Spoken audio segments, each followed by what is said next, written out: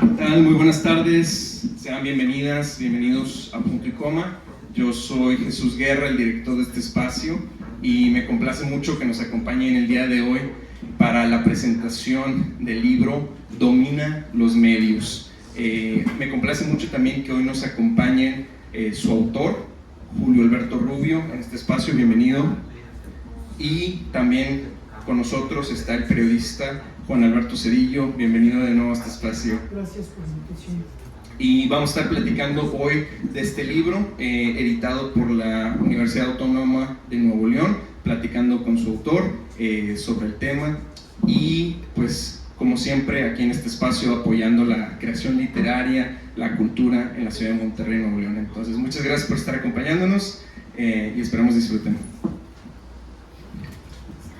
Pues a los presentes y a los que nos van a ver por la red, muchas gracias por la asistencia, muchas gracias por el interés. Vamos a tener una presentación muy breve, muy concreta sobre lo que es este libro Domina los medios. Yo quiero hacer una pequeña presentación, qué significa para mí este libro, por qué la importancia, para luego preguntarle a Julio sobre cuáles fueron las motivaciones que lo llevaron a escribir esto. Y para la presentación, muy brevemente, les quiero decir que creo que el libro, lo relevante, por lo menos para mí, es que por primera vez no creo que exista otro libro en México que hable directamente de cómo los jefes de prensa, los encargados de los medios de comunicación, las direcciones de comunicación social,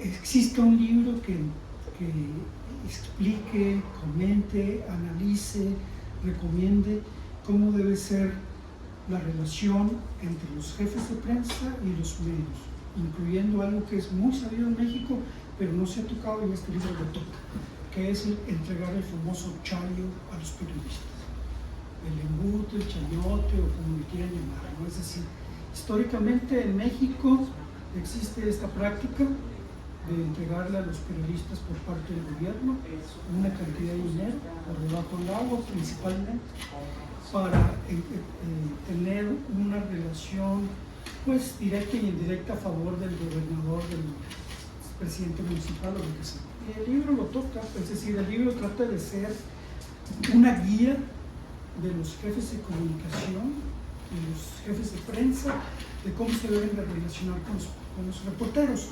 Y en ese sentido también el libro incluso sería algo trascendente para la academia, porque precisamente ahora que hay tantas dependencias, tantos funcionarios, tantas empresas que quieren tener una relación con los medios, es una guía desde la perspectiva del poder, llámese económico, político o lo que sea, en esa relación. Haz de cuenta que te dice, oye, pues mira, el reportero básicamente su función fundamental es escribir.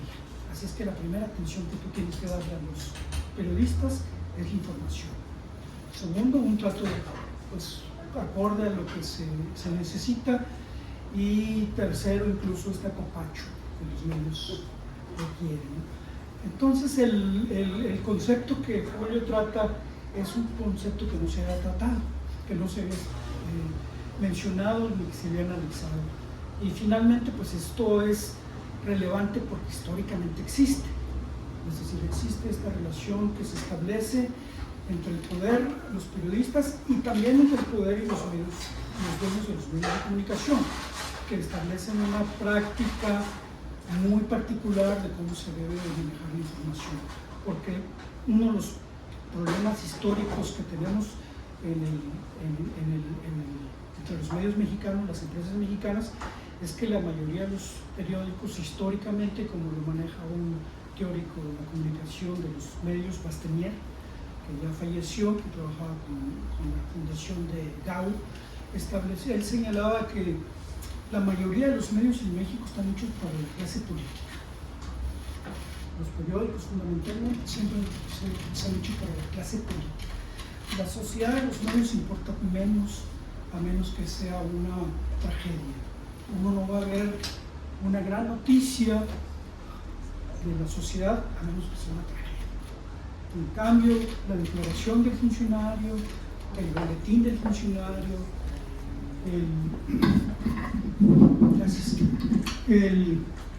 las 8 columnas siempre va a ser la declaración del presidente, del gobernador o del presidente municipal. Esas son las principales prioridades que tienen los medios. Entonces Julio hace todo este análisis de cómo debe ser la relación entre los jefes de prensa y los reporteros en diversos niveles y con varias explicaciones. Por eso es lo valioso. Y ya para hacerlo muy breve este asunto, a mí me gustaría hacerle 3 preguntas básicas y le pido a Julio que las responda muy concreto para que si alguien quiere comentar, más bien tengamos una interacción. Primero, Julio, ¿qué es lo que te llevó a escribir este libro? Esa sería la primera pregunta. Bueno, siempre para mí, que he sido reportero desde muy joven, que vi cómo se mueve realmente, hay una complicidad entre medios de comunicación, periodistas y políticos. Todos se necesitan. Entonces, es como la pareja. De repente vemos que tiene niños, pero no veamos cómo los hicieron. En vez se casaron y ya los veo, oye, no, aquí está mi hijo, viene. Bueno, ¿y este cómo nació? No, pues quién sabe, pero aquí anda, es mi hijo. Bueno, aquí todo el mundo sabe que hay un amaciato entre el poder político y los periodistas, pero no se había acreditado, lo damos por hecho. No saben por qué ni cómo, pero lo damos por hecho. Entonces eso me llevó a mí a indagar y a plasmar ya acreditar pues académicamente que eso existe y que ahí está, que además hay testimonios y hay varias estadísticas, se acredita debidamente el acuerdo entre periodistas y medios de comunicación. O sea, ahí está. Nada de que me platicaron, nada de que dijeron que esto que lo otro. Está debidamente acreditado ese amaciato. ¿Quiénes lo dicen? Los que fueron jefes de prensa, que han manejado el embute, el chayote, el acuerdo, el trato de los periodistas. Lo dicen, mira, esto, por esto, hay que hacer esto y esto y esto. Ahí lo acreditamos. Eso me motivó a querer acreditarlo, a decir, aquí está. Sí, porque el libro, bueno, yo no lo quise tratar a fondo porque pues, es algo que se tiene que leer. Por ejemplo, maneja lo que algo sucede fundamental en estos momentos que cada rato ocurre, que son las crisis mediáticas, ¿no? Que se descubre que un funcionario utilizó el helicóptero para irse, que hubo una negligencia en el metro y se cayó y explica a detalle cómo se debe manejar una crisis mediática. Eso es fundamental. Ahí, por ejemplo, yo quisiera una crisis mediática, de acuerdo con los expertos y con lo que vivimos hoy en uso de redes sociales, de todo lo que conlleva a la comunicación bidireccional, porque hoy hay una comunicación bidireccional efectiva, inmediata y muy participativa. Entonces, es decir, un ejemplo de crisis mediática, ahora que en estos gobiernos de redes sociales salen muchísimas, la de Adán Augusto López Hernández. O sea, en otros tiempos, vamos a remontarnos a 3 sexenios más, 18 años atrás, al momento en que eso ocurre, esa persona es dada de baja y se convierte en cadáver político. De acuerdo con las definiciones de expertos, una crisis mediática se puede considerar ya como tal cuando pasan 10 días en el top, arriba. O sea, despiertas, prendes la tele, hablan del tema, de la persona. Para hacer eso, necesito ¿Lees el periódico? Está arriba, en las primeras planas. Todo el mundo habla de eso. Y te están atacando. Y la opinión pública dice, efectivamente, es culpable, y empiezas a crear entre las masas una opinión, que es la opinión pública, que la opinión pública la dictan las masas, inducidos por los que escriben, por los que opinan, por los que participan en los medios de comunicación. Entonces, esas crisis mediáticas, cuando se dan, tienen un patrón para resolverlas, pero tienen un patrón también para evitarlas. Y en ese intervalo se deben de manejar, y debe de saber los políticos, por ejemplo, que una vez que entras en ese huracán de crisis mediática, el primero que se tiene que ir es el que le originó. Porque si el que le originó no se va, entonces empieza a contaminar a sus superiores y a sus inferiores, que es lo que vemos hoy con Adán Augusto, que se me ocurre ese ejemplo. Entonces, ¿qué pasa? Eso supera todas las expectativas de lo que he visto yo como periodista por años. Supera todas las expectativas. ¿Por qué?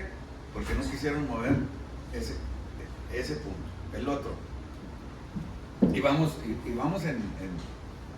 ya de tamaño magno, pues. El caso Culiacán.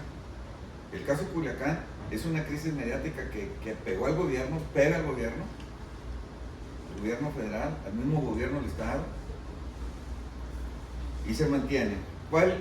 ¿Qué recomiendan los expertos? Que de inmediato ese se tiene que ir y se tiene que procesar. Ahora, pudo haberse prevenido, nada más que si se respetan los principios para prevenir. Pero ellos, en la avalancha del manejo, del poder, de lo que los políticos hacen, no se ponen a pensar qué es lo que va a venir. Es decir, ellos buscan el objetivo a como dé lugar. O sea, no me importa, decía un maestro mío, no me importa cómo cruces el río. Decía, me vale madre si lo cruzas nadando, de perrito, de patito, de espalda, de muertito, como tú quieras. Nomás cruza. Y es lo que hacen los políticos, tratan de cruzar a costo de lo que sea. Aquí en este punto de las crisis mediáticas, que no nada más pegan a los políticos, pegan a los sindicatos, pegan a las empresas, nos pega a nosotros mismos en la familia. Ahora con el Face, ahora con las redes sociales. Entonces, por eso este libro tiene importancia, porque las crisis mediáticas se pueden prevenir, y cuando ya llegan se pueden corregir.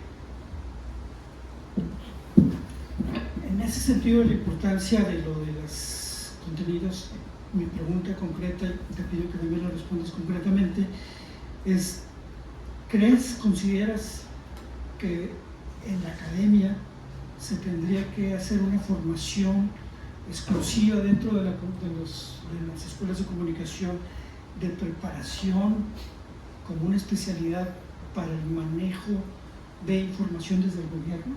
Es decir, una especialidad de jefes de comunicación, directores de los que encargados de la responsabilidad de la relación entre reporteros y el gobierno. Bien, debe de haber, digo, he sido por algunos años, por más de 45 años he sido docente, pero en comunicación me han tocado también impartir impartir géneros periodísticos, periodismo literario. A los estudiantes los preparamos para que tomen la pose frente a una cámara, para que puedan dirigir, no sé, una ceremonia, pero no los preparamos para operar. O sea, los preparamos para que den una imagen. Y la gran parte de los estudiantes, ellos sueñan con estar a cuadro. Digo, es bueno estar a cuadro, ¿no? Porque en cualquier momento pues, siempre lo vamos a necesitar. Tenemos que saber cómo desempeñarnos.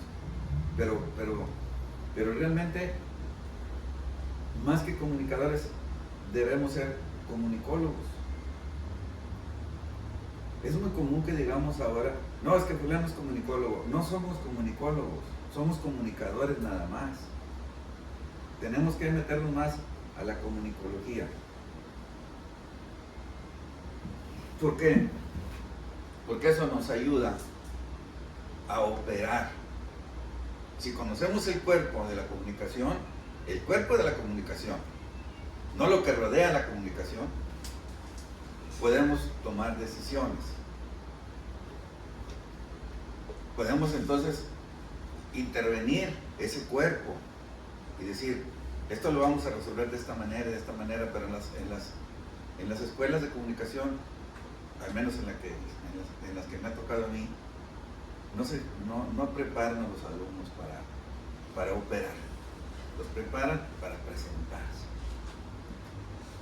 Entonces, hay una escasez muy pronunciada de jefes de prensa, operadores de medios en el país. Por eso vemos los problemas como los de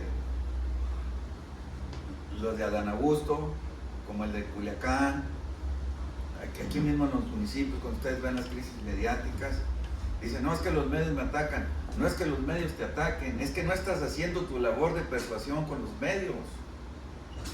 O sea, no estás haciendo tu trabajo porque no tienes gente preparada que se dedique a hacerlo. Porque es el jefe de comunicación.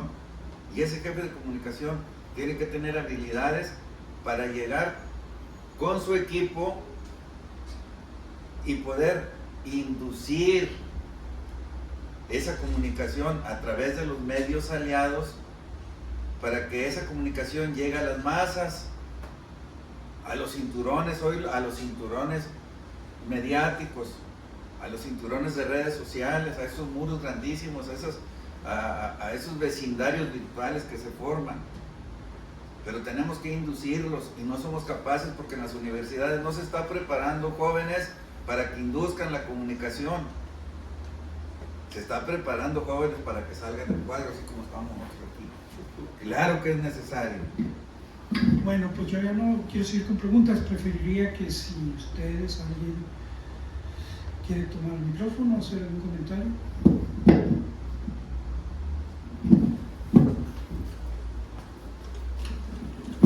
Bueno, Julio, antes que nada, pues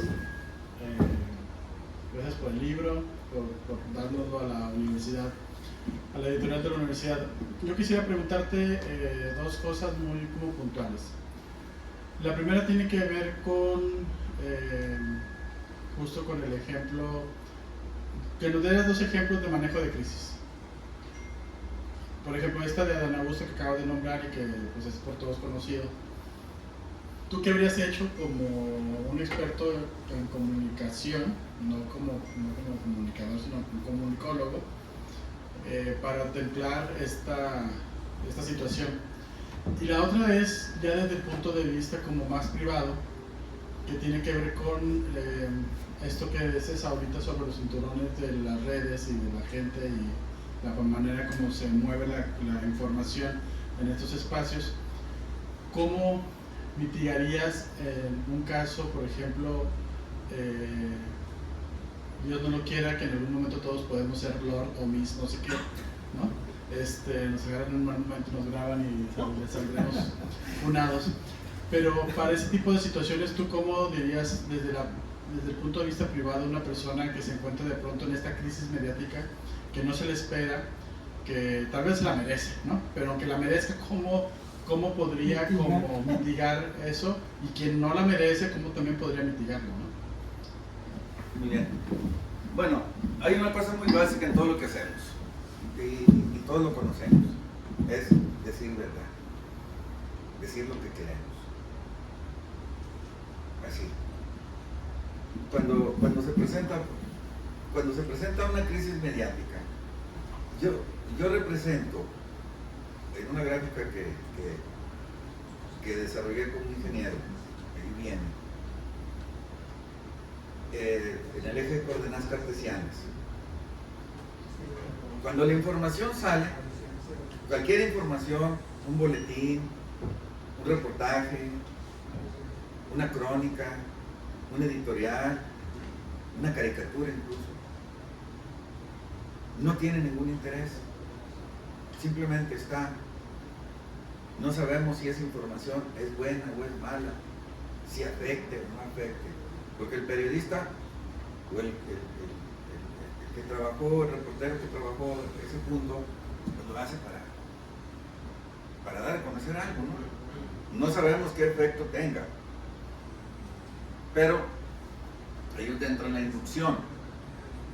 Si yo opero sobre esa nota que escribió él, o que escribió ella, o que escribió él, si yo opero sobre esa nota y yo soy enemigo, la opero hacia el lado negativo y busco todos los defectos. Por algún detalle voy y busco los datos que él dio y busco los defectos y digo, pues mira, aquí está, y la voy empujando a que se convierta en una crisis mediática. Ok, el imperfecto, la persona que está inmiscuida en eso, el foco de atención de esa persona a la que se le está señalando, al momento en que él ve que ese punto que estaba aquí se empieza a mover hacia una coordenada negativa, tiene inmediatamente que salir él con sus operadores a decir la verdad. Porque nadie más sabe de lo que pasó en un hecho que al que le ocurrió. No al que investigó, porque el investigó tiene una versión de lo que él leyó, vio, le platicaron. Entonces, tiene que salir el que está involucrado y decir, eso no es cierto, por esto y por esto y por esto, y acreditar. Entonces, cuando tú lo acreditas, mueves ese punto de coordenadas y obligas a que el que escribió vuelva a intervenir para regresar ese marcador al punto hacia el punto negativo. ¿Qué pasa si tú no operas? Te van a echar a todos tus enemigos para que opinen en contra de ti y van a sacar todo lo malo de ti. Entonces, no hay como entrar y decir verdad de inmediato. Decir realmente lo que pasó, bien claro, y desacreditar lo que el otro dijo por las imprecisiones que dijo.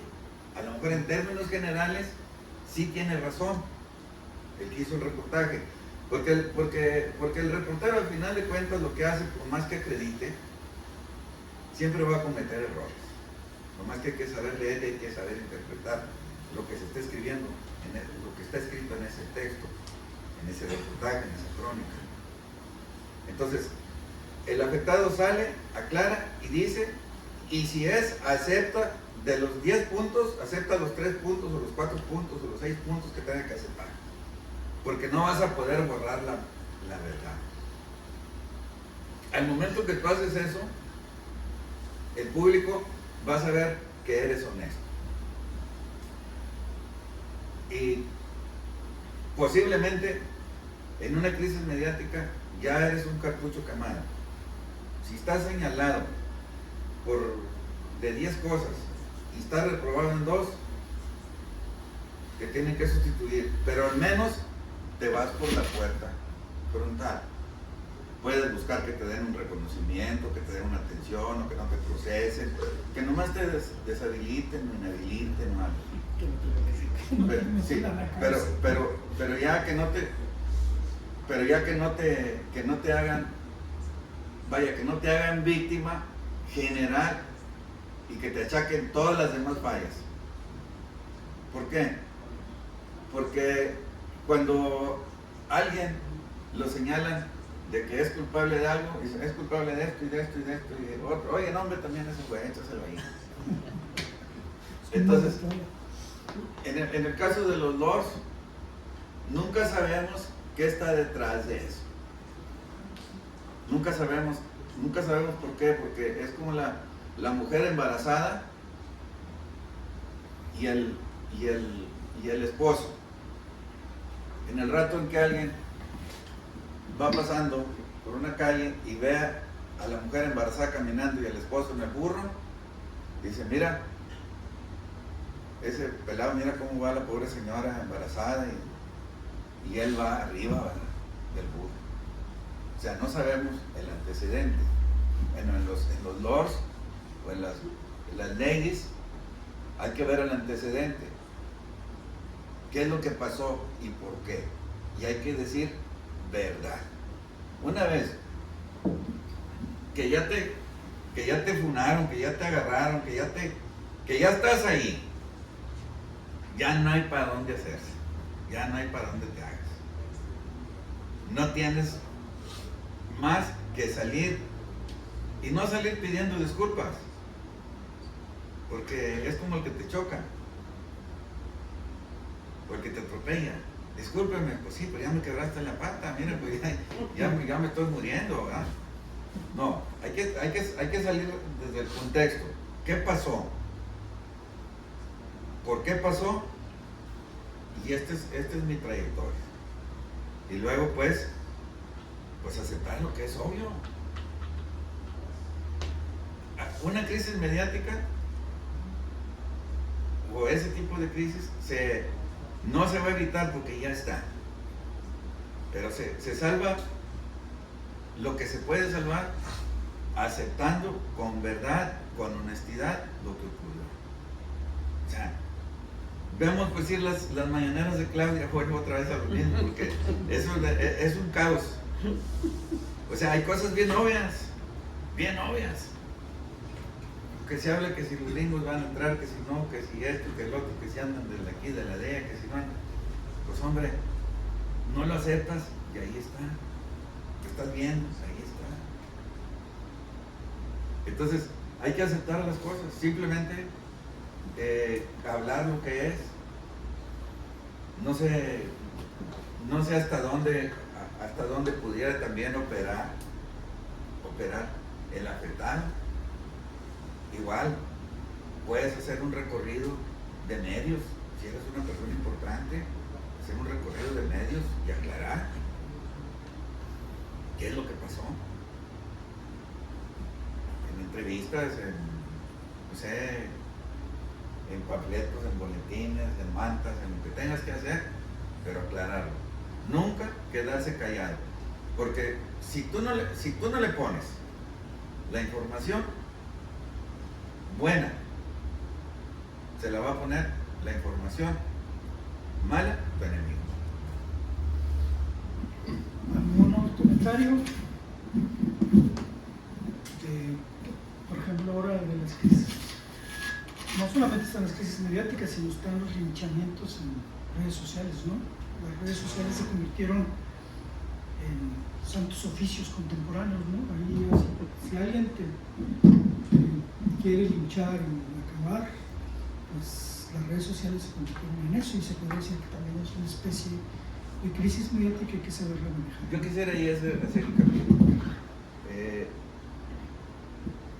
Entre los medios y los medios que crean los políticos para defenderse ellos.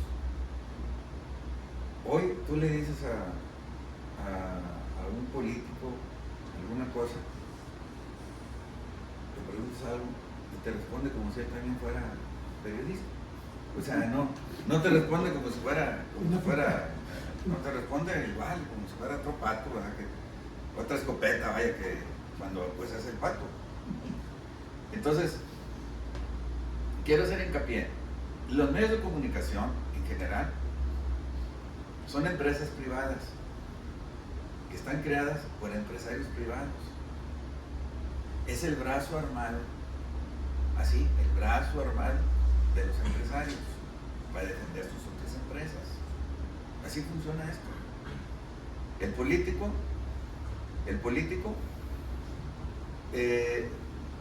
hoy dice, ¿cuántos seguidores tienes en Facebook? No, pues que 20,000. Dice el periodista, 20,000. Ok, yo tengo 50,000. Tengo más que tú, págame tú a mí. ¿Yo para qué necesito tu publicidad? Es que el político no entiende. No es publicidad la que pagan a los periodistas. Pagan complicidad. O sea, el político puede publicar lo que quiera. Como aquel que dice, es que tú nomás publicas las cosas malas mías, no publicas las cosas buenas. Por eso yo qué obligación tengo de publicar tus cosas buenas. Que las publiquen tus jilguerillos. Ahora, ¿quieres maquillaje?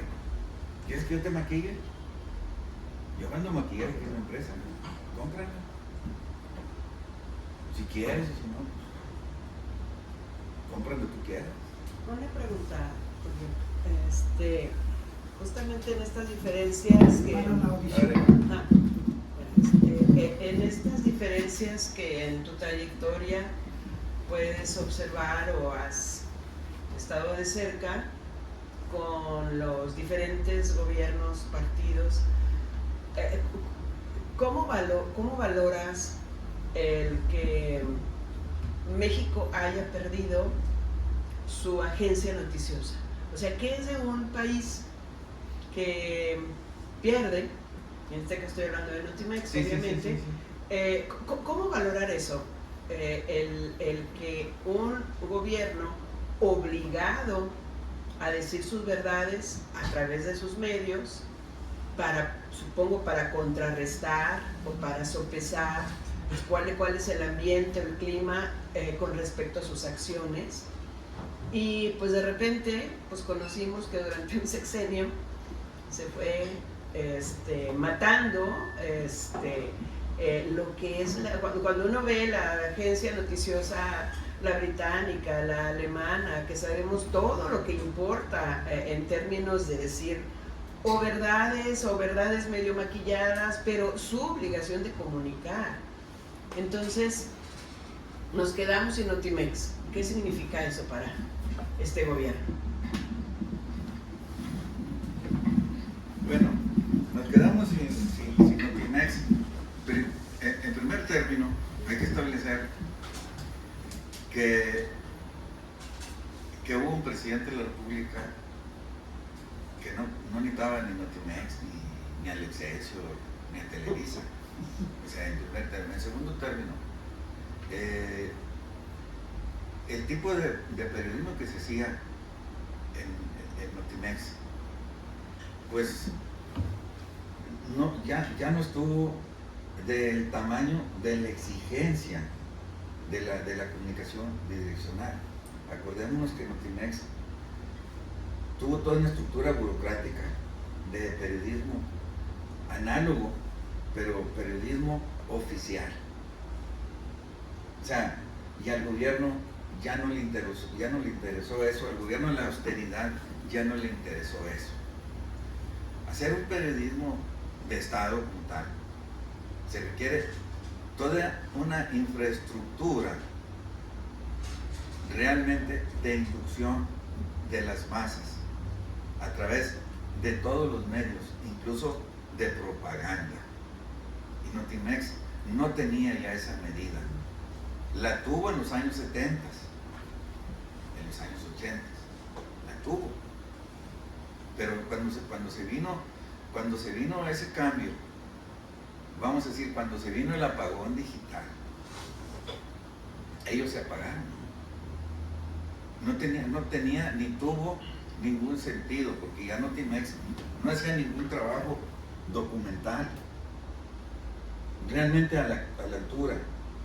Y lo que tal vez tendríamos que lamentar pues es la pérdida de empleos de la gente que quedó pues ahí afectada por en toda esa plana burocrática que tenía Notimex. Pero no servía al Estado, no le sirvió realmente al Estado. Yo creo que Notimex era más bien un lugar de recreo, de premio para satisfacer a los periodistas que en su momento fueron rebeldes y luego ya que ahí ya les dieron su croqueta. Era el embute del gobierno. El gobierno da embutes a los periodistas, da chayo, da quicho, en unas partes se le dice quicho. ¿Por qué quicho? Da apoyo. Así lo establecieron. Ese sí para que veas que no me la sé. Porque Rosario era porque Chayo era porque la que repartía el señor Rosario en un tiempo supuestamente, y entonces por eso que se fue Chayo Bueno, aquí viene otra definición de parte de Manuel Ajenco, sí. Entonces, pues el caso es ese, ¿vale?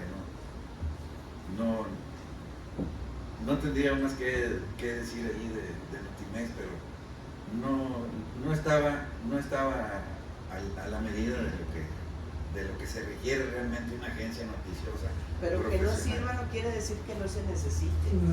Bueno, se necesita porque tiene que haber. Por ejemplo, es que Notimex jugó un papel fundamental un tiempo, de hecho era muy prestigiosa, estaba muy reconocida en un cierto nivel, pero precisamente para ese periodismo todavía donde los periódicos eran fundamentales.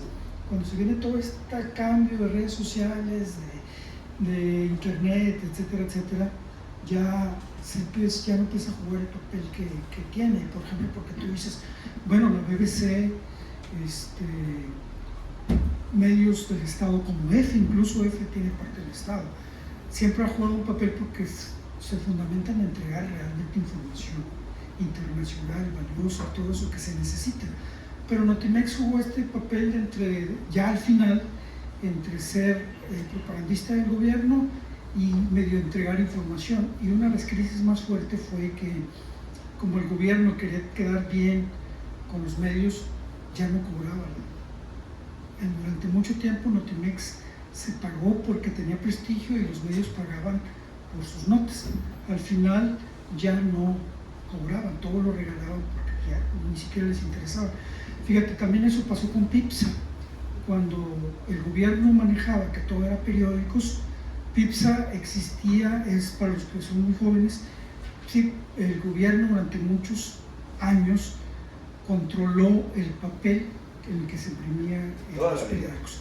Y nada más era el único que distribuía el papel. Se llamaba PIPSA, ya no me acuerdo cómo se llama. Pero ahí está el caso del Nacional, y que es el mismo caso de Notimex. Entonces el asunto es que estos periódicos que necesitaban el papel, en un momento el gobierno para controlarlos ya no les cobraba el papel, se lo regalaba y quebraron la PIPSA, ¿no? Bueno, pues algún comentario más, si no, varemos a cerrar. Yo tengo una última. Venga. Es que ahora que estabas hablando sobre la generación de las crisis y todo esto, y sobre los gobiernos, sobre un presidente que no necesitaba eso, que bueno, evidentemente era una voluntad y era una gestión unipersonal, ¿no? Es como cuando la gente dice que va a escribir como Rulfo, pero bueno, Rulfo ya lo escribió, ¿no? Entonces, aunque tú lo intentes, pues no eres Rulfo.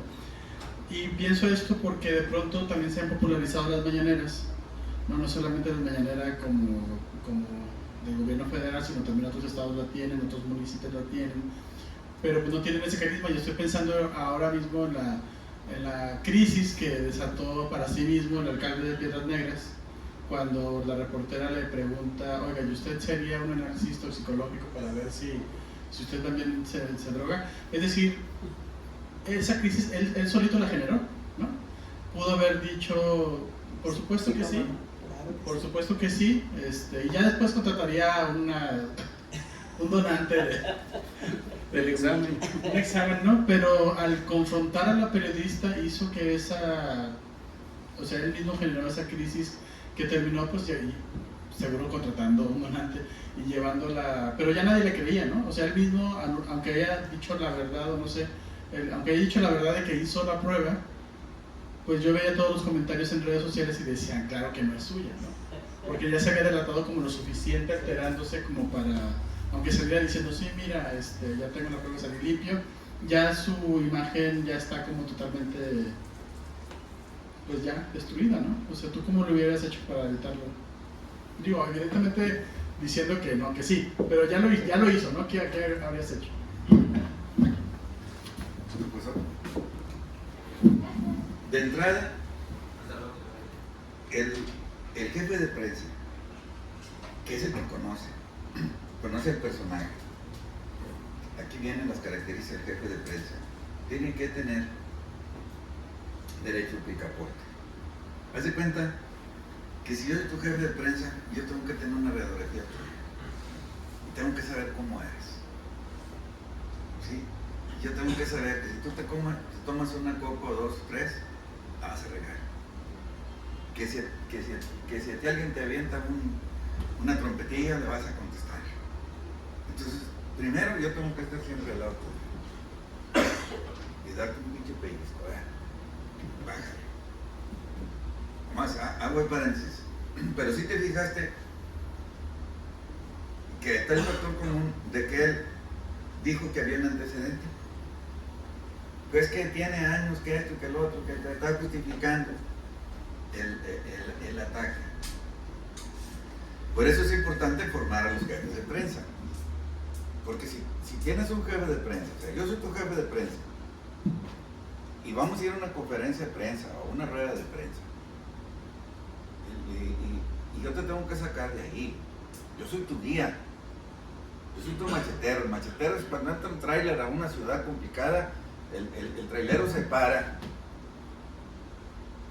en la entrada y ahí está el machetero haciéndole señas. Un X, un pingüindín que está ahí con una garra así. Y ya se para el trailero. ¿Qué onda? ¿Eres machetero? Sí, ¿dónde va a estar parte? Ah, bueno, vámonos. Y ya el machetero se hace cargo. Dale por aquí, no le des por acá, aquí párate, métete por aquí, a ver, está fulano, no, esto y esto. O sea, te va guiando hasta llevarte donde vas a descargar. Y te vas, y el machetero mismo te saca de la ciudad. Hay traileros que ya saben cómo, pero prefieren llevarse al machetero porque día con día les va a estar diciendo. Él ha hecho un viaje la semana pasada y vuelve a ir al tercer día, vuelve a levantar al machetero ese porque no sabe qué es lo que va a pasar en el camino. Ok, un político como el alcalde de Piedras no se puede manejar solo porque ahí está el resultado. ¿Qué tiene que hacer? Tiene que dejarse guiar. Pero el jefe de prensa tiene que ser operativo. O sea, un jefe de prensa no se contrata para que vaya a calentar la silla ahí, a ocupar una plaza, no. O sea, aquí no estoy yo por lo que me pagas, aquí estoy yo por lo que hago. Número uno. Número dos, me tienes que hacer caso en lo que yo manejo. O sea, si yo te digo, yo aquí en los medios soy tu representante, te digo, ese tema no lo toques. O mira, en la mañana te paso una síntesis, eso es lo que va a pasar, van a tener conferencia de prensa a tal hora. Ahí va a estar fulano, va a estar mangano, va a estar perengano. Perengana, así, ya sabes, traen este tema, porque ayer me tomé un café con fulano, tienes que estar haciendo tu trabajo y te va a preguntar sobre esto, traen bronca con esto. Si te dice esto, tú le respondes esto, te pregunta esto, tú no le respondes, yo entro yo, entonces hacemos esto y esto. Pero no puedes confrontar. Es decir, ese alcalde anda navegando sin instrumentos, va piloteando una avioneta y va fijándose, no trae instrumentos, de arriba va viendo dónde va a aterrizar, ahí donde está el burro amarrado, ahí está el mezquite, ahí te metes. Así andan. Por eso se dan ese tipo de crisis, porque no se dejan guiar. Si tú ves a Claudia en la mañana, que está trastabillando ahí, que está batallando, es porque no hace caso a su jefe de prensa. ¿Por qué? Porque ella es la presidenta. ¿Cómo va a ser yo a decirle a que me diga esto, que hay que hacer esto o esto otro? No hacen lo que les dicen sus jefes de prensa. Entonces ellos contratan jefes de prensa a modo. O sea, contratan jefes de prensa que les digan que sí. Y los jefes de prensa tienen que ser muy correctos, muy precisos, muy concretos. Esto y esto y esto. Si no, no les vas a servir. Ahora, claro, un presidente municipal como el de Piedras Negras, pues tiene que saber qué es lo que va a contratar. No se puede manejar solo porque se convierten en chivos en cristalería. No hay necesidad de que ocurra eso. Pero metiste a un chivo, donde hay muchos cristales, entró el chivo y empezó a quebrar cosas. Desbarató todo. Pero si ese chivo tiene quien lo aplaque, a ver, amarra el chivo porque se va a meter ahí, lo larga. A ver, espérate. A mí me han consultado algunas ocasiones, cuando han tenido crisis mediáticas, alcaldes o gobernadores, me ha tocado. Y oye, Julio, ¿qué hago? De entrada, que ese cabrón no salga. O sea, que no salga. Porque nomás va a salir y la va a regar. Manténlo ahí. Otra cosa, hay temas que tú no debes tocar, deja que los toquen otros. Claudia, si ustedes la ven, dicen, ese tema no lo vamos a ver, es tema de seguridad, lo va a tocar el de seguridad. Ya no quiere, porque no puede. O sea, no tiene la capacidad para defenderse, no tiene las respuestas, como las tenía su antecesor. Aunque malas, pues las tenía. Sí, porque ahí estaba muy fogueado y sabía controlar, tenía autoridad, tenía mucha autoridad, tenía mucho manejo del foro, del auditorio, de la gente. Y tampoco le hace caso a su jefe de prensa, a Bueno, pero entonces el jefe de prensa en ese tipo de cosas tiene que intervenir con atenciones personales, ¿sí? Con información y con dinero, con pago económico, con convenios, tener el control, porque así se trabaja esto. Son 3 cosas con las que se tiene contento a los periodistas, 3 cosas. Habrá quienes se conformen con una o con 2, pero son 3 cosas básicas: atenciones personales, información y dinero. Desde la perspectiva de los jefes de prensa. Pues yo con esto quisiera terminar, agradecerle a Punto y Coma pues, la invitación, el espacio y a todos ustedes por estar aquí. Gracias.